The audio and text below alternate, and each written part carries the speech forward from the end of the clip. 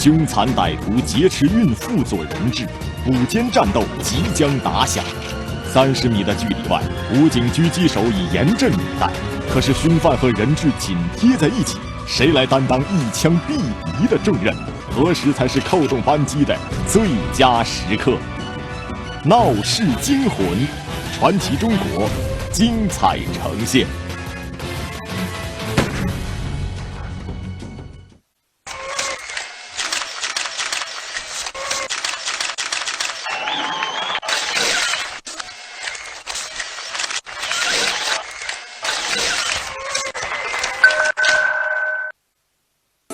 他屋里面都地震了，菜缸上面咚的一声掉下来东西，我又送去掉下来。好拿起刀子，好多把小王，好多的要砍小王啊。2009年12月21号清晨7点多的时候，本来非常安宁的重庆市永川县的居民楼前，却变成了一个凶残的谋杀现场。王永芳的家住在2楼。噩梦就是从早上大概6点半的时候开始。那个时候呢，王永芳还在床上睡觉，丈夫陈永海呢正准备出门上班。行凶者刘勇为了筹集毒资，敲开了他们家的门。陈永海和刘勇在门口交谈，大概半个小时以后，两人发生了激烈的争吵。然后这个刘勇突然就跑进厨房，拿起一把菜刀就向陈永海砍去。当时这个陈永海躲避不及啊，被砍中了左颈部，顿时血流如注。紧接着，刘勇又砍了数刀，陈永海当场被砍死。杀人以后呢，这个刘勇又打开窗户，把陈永海的尸体扔到窗外去了，砸在1楼的彩钢棚上，发出一个巨大的声响。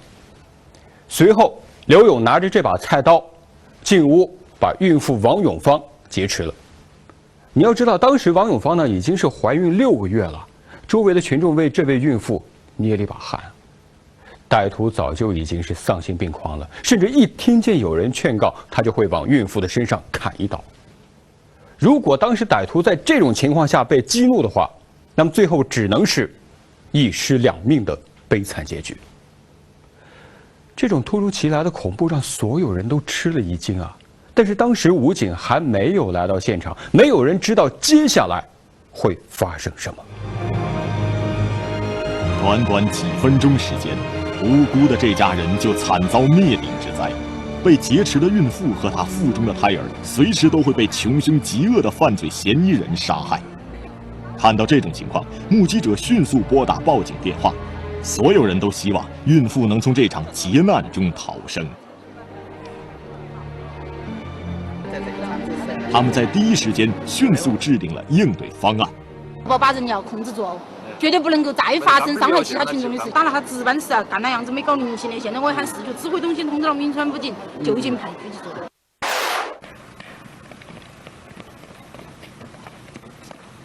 接到公安部门案情通报，武警重庆总队立即下令选派军事素质过硬的骨干力量参加捕歼犯罪嫌疑人的战斗。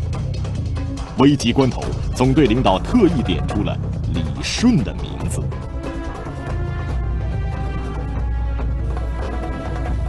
李顺，23岁，2005年12月入伍，曾2次参加过总队组织的狙击手集训，不仅训练成绩突出，并且有丰富的实战经验。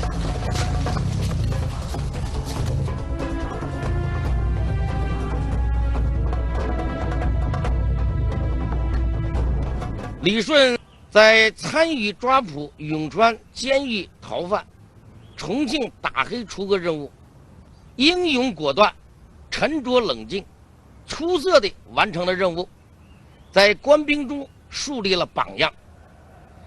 在1年内荣立3等功、2等功各1次。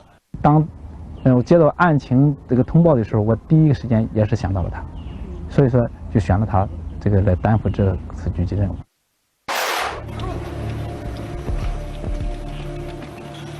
接到出击命令，担负狙击手重任的李顺紧急奔赴事发现场。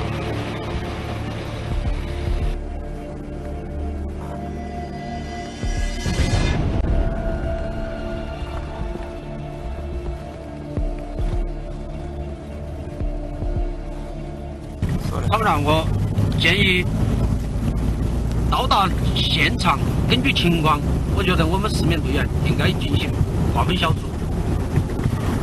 明确，你说了，这个建议非常好啊！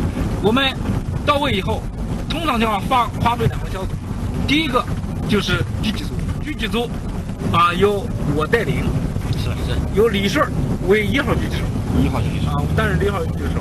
那么抓捕组就由刘部长来负责。是，我看这个何队长，你这个听力技术比较过硬，那么可以担任抓捕员。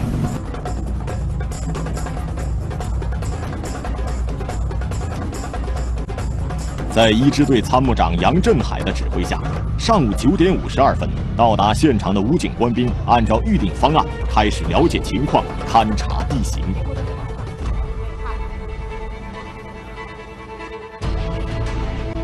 公安局介绍的情况显示，这个极其凶残的歹徒姓刘，是本地人，今年26岁，有多年的吸毒史。自1999年以来，曾因抢劫、诈骗、盗窃先后3次获刑。而这一天对被害人一家采取极端暴力的行为，只不过是因为一点琐事发生了口角。令人感到发指的是，在杀害了孕妇的丈夫之后，刘某对怀有6个月身孕、身体极其虚弱的孕妇，竟然继续残忍地实施着犯罪行为。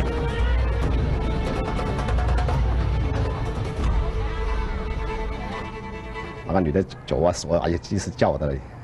周围的人劝那个犯罪嫌疑人一次，他就对那个人质头上砍1刀，所以没人敢靠近那个球。他也不允许，没人敢劝，因为他已经砍了4、5刀了，反正头上。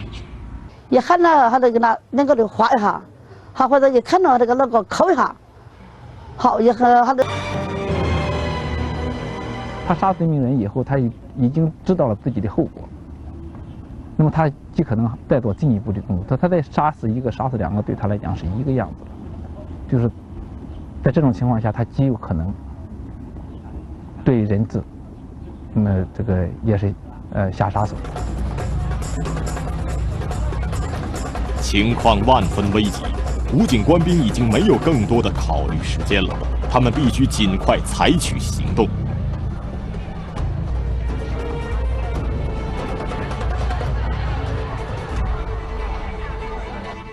现场非常恐怖啊，群众呢已经情绪比较激动。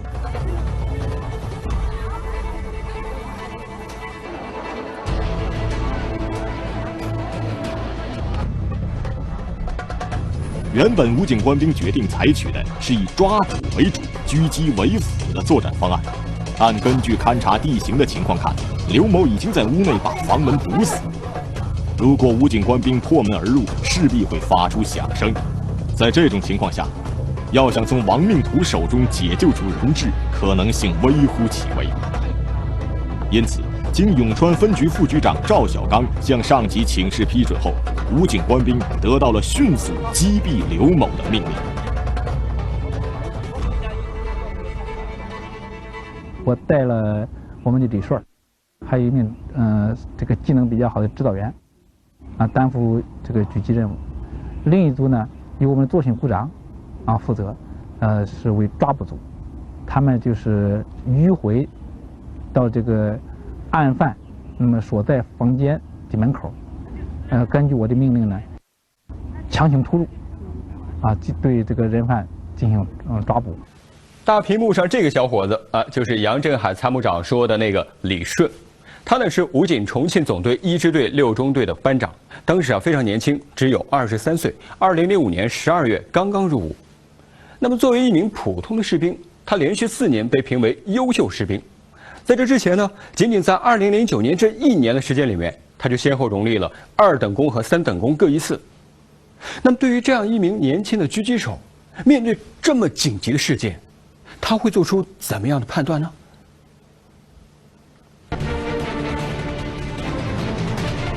他们瞄准邪恶，决断生死。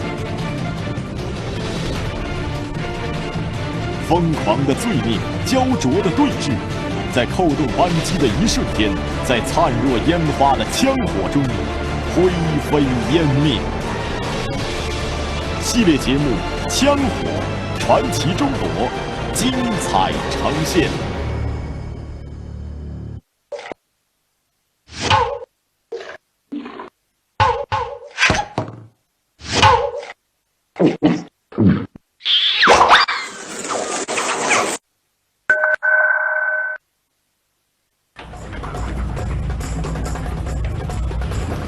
9时58分，接到执行狙击任务的命令后，由参谋长杨振海、班长李顺、指导员毛洪祥组成的狙击组，果断选择了刘某所在房间对面的一栋5层楼作为狙击位置。一般狙击手站的这个狙击阵地全部是在有高处向下面，因为这个视野比较开阔。第二个呢，这个犯罪嫌疑人他不容易发现我们，他前面是一棵树，他看不到我们，但是我们可以改变位置，可以看到他。啊，1号狙击手是，2号狙击手是啊，你的位置在这个位置，你的位置是在这里啊。这个首先你的任务，那么首先第一枪李顺1号狙击手，如果说出现意外，2号狙击手不射啊，这是给大家的现在检查武器。刚才给大家这个交代的这2点，大家明白没有？明白啊，没有我的命令，绝对不允许开枪。是啊，大家现在调整心态啊，要确有把握啊，不能够有任何闪失。大家听这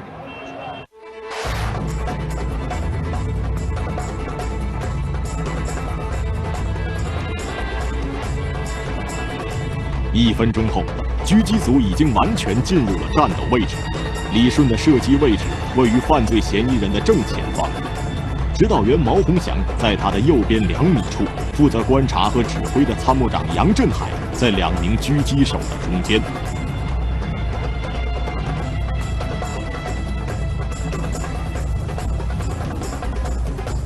李顺担任第1狙击手，担负第1枪的任务，而这一枪将直接影响到被劫持孕妇的生命安全。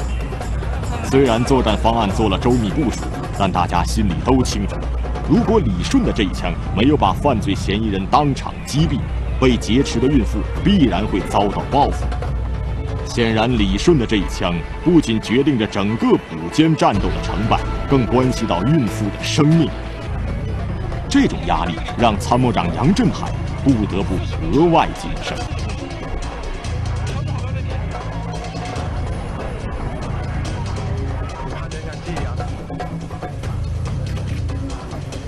在狙击位置，李顺和毛洪祥采取的是有依托站姿举枪方式。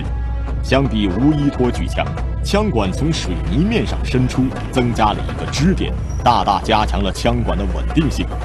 而通过瞄准镜观察，李顺又轻舒了一口气。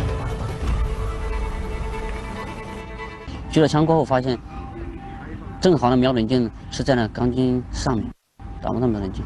视线比较开阔，还是。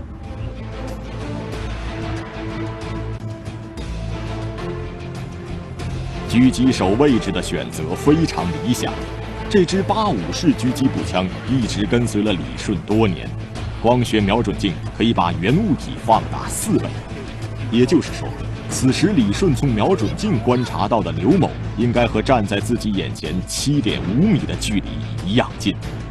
然而，要想一枪击毙犯罪嫌疑人，依然面临着巨大的难题。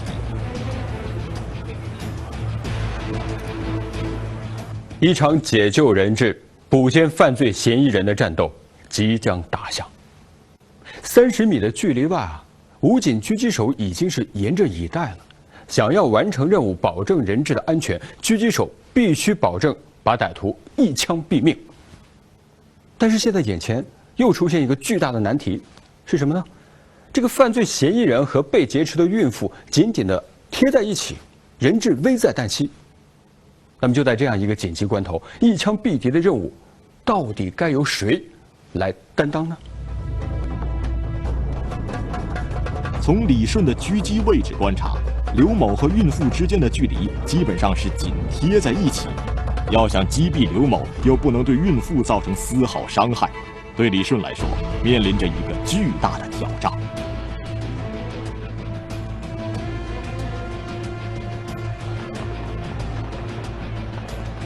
李顺观察，刘某的身高比孕妇高出了半个头。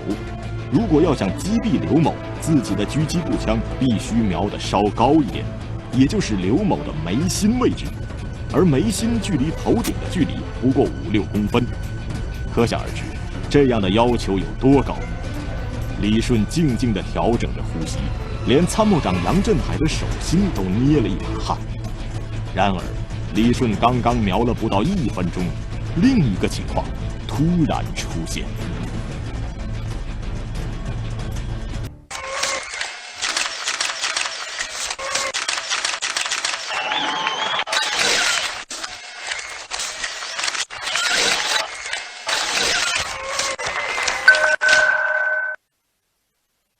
在命悬一线的时候啊，本来就已经非常混乱的现场，又出现一个突发情况。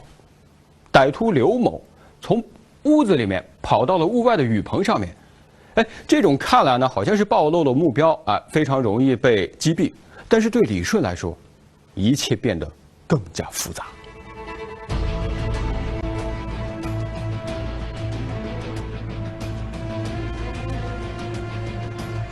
刘某劫持着孕妇跳到了外面的雨棚上面，在一般人看来，这是一个千载难逢的机会。但从李顺的狙击位置看，这恰恰是一个更大的难题。在瞄准镜里，他几乎很难瞄到刘某的头部位置。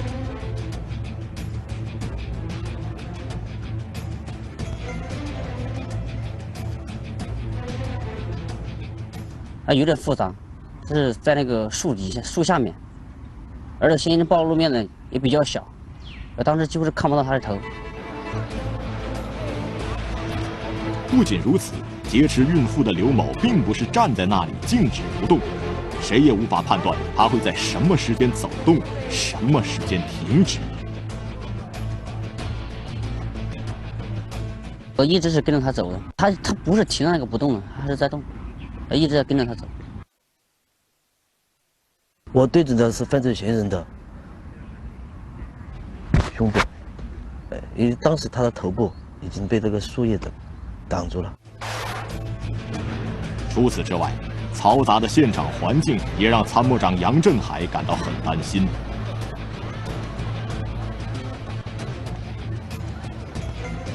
当时形势非常对我们处置不利，外界的干扰非常大。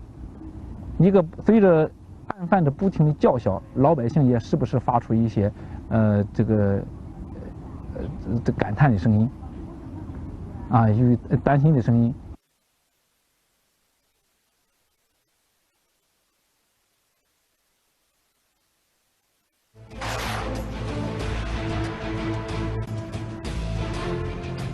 2名狙击手冷静地从瞄准镜里观察着刘某，他们想要抓到一个最佳的射击时间，但时间似乎已经来不及了。刘某的情绪显得越来越暴躁。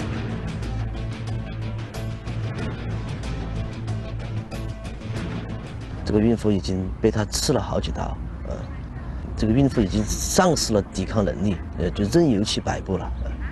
我的视线通过我的枪嘛，视线瞄出去的时候呢，这个孕妇好像已经就非常的沮丧了，而且这个犯罪分子非常嚣张，一只手抓住孕妇，另一只手挥着刀，在眼光下打的话，它有个偏差，你瞄的是哪个地方，它打不到哪个地方，它要向下面，大概是我算了下我的枪，我打是13公分左右，也就是13公分，这是瞄上面，从我们下巴到我们咽喉，也就是13公分左右。还问了我一句，现在是否可以狙击？当时刚分开，他也发现了，我们2个应该是不约而同。上午10点整，在武警官兵到达凶案现场8分钟后，狙击手李顺把握有利战机，在最后的2秒钟，果断扣动了扳机。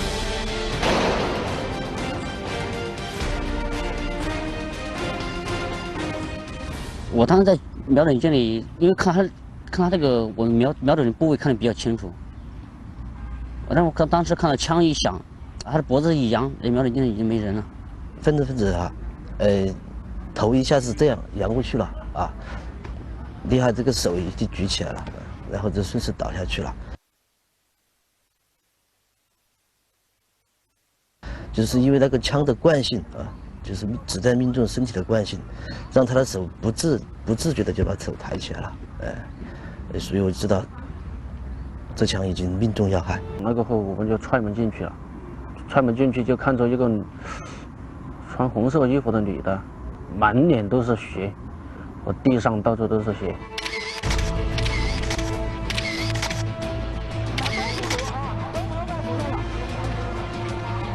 而看到抓捕组的官兵冲进房屋，现场又再次呈现出一片喧嚣。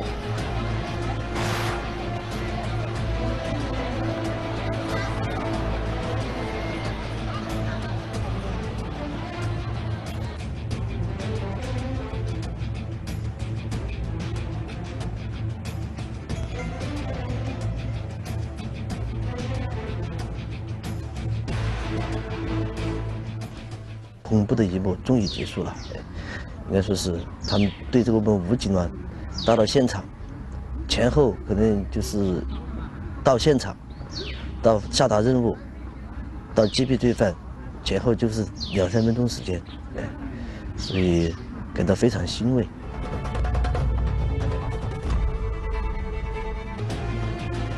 这一刻，经历了生死劫难的孕妇终于逃离了死神的魔掌。这位坚强的孕妇虽然头部和手脚多处被犯罪嫌疑人砍伤，但最终保住了腹中的胎儿。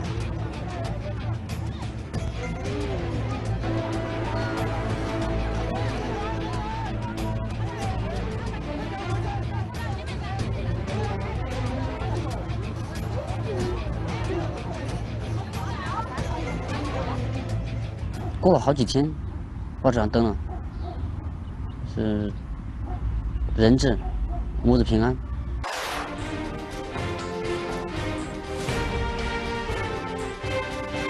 执行这次捕奸任务的1星期之后，武警重庆总队召开表彰大会，为在1221劫持人质案件中成功解救人质的武警士官李顺荣记了1等功。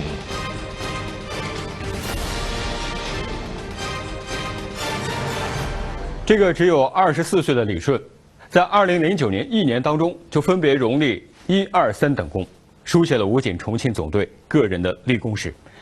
但是在表彰大会上呢，面对所有的战友，他对媒体只说了一句话，他说：“我只是用一颗正义的子弹完成了一次普通的任务而已。”这个面对镜头有点腼腆啊，受表扬都会脸红的士兵呢，却能在最危急的时刻做出沉着冷静的判断。作为一名狙击手，他的确出色地完成了任务；作为一个人民子弟兵，他感动了王永芳母女，感动了重庆，更感动了全中国的人。好，感谢收看本期的《传奇中国》，我是大卫，再见。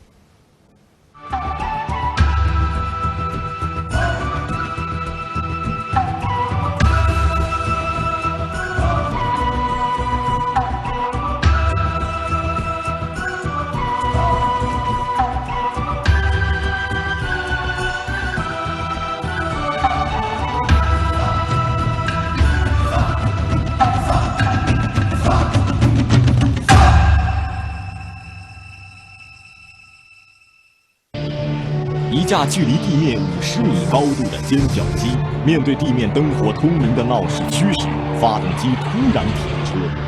是自己的生命更为宝贵，还是人民群众的财产安全更为重要？一位80后的驾驶员究竟会在最后的5秒钟做出怎样的生死抉择呢？决断5秒钟，传奇。